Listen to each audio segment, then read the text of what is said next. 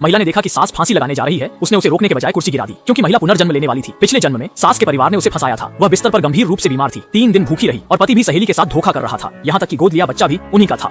फिर वह महिला पछतावे के साथ मर गई। भगवान ने उसे फिर से जीवन दिया। इस बार उसने सब कुछ वापस पाने की ठान ली। तभी सास दरवाजा खोलकर अंदर आई और जहर देने की कोशिश की, लेकिन इस बार महिला ने मना कर दिया। सास ने नाटक जारी रखा और कहा कि महिला को अपने छोटे देवर को यूनिट का घर देना चाहिए और उसके लिए फर्नीचर और इलेक्ट्रॉनिक्स भी खरीदने चाहिए। महिला ने सोचा, वाह ये तो हद हो गई। तुरंत खड़ी होकर मना कर दिया और कहा कि यूनिट का घर किसी को देने की अनुमति नहीं है। अगर कुछ हुआ तो सजा खुद पर ही आएगी।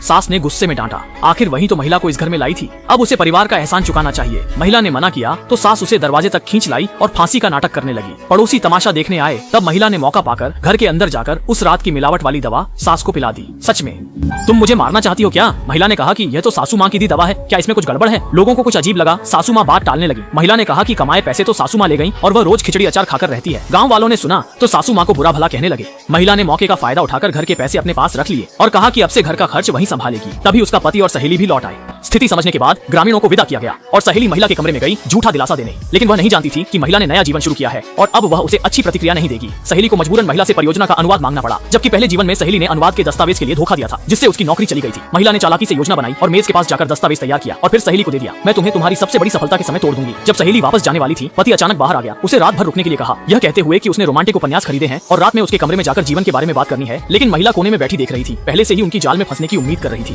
क्या वे फिर से कमरे में साथ होंगे? नतीजा वही निकला। पति आधी रात को चुपके से सहेली के कमरे में जीवन की बातें करने चला गया और जैसे ही वे ताश खेलने वाले थे, महिला ने मौके का फायदा उठाकर अंदर कोयला फेंक दिया और दरवाजा बंद कर दिया। जल्दी ही दोनों धुएं से परेशान हो गए और महिला बाहर से चिल्लाने लगी। कुछ ही देर में पड़ोसी भी आ गए और एक बुजुर्ग ने जल्दी से दरवाजा तोड़ दिया। यौन गगांग, तुम क्या कर रहे हो? तुम मेइचिन को गले लगा रहे हो।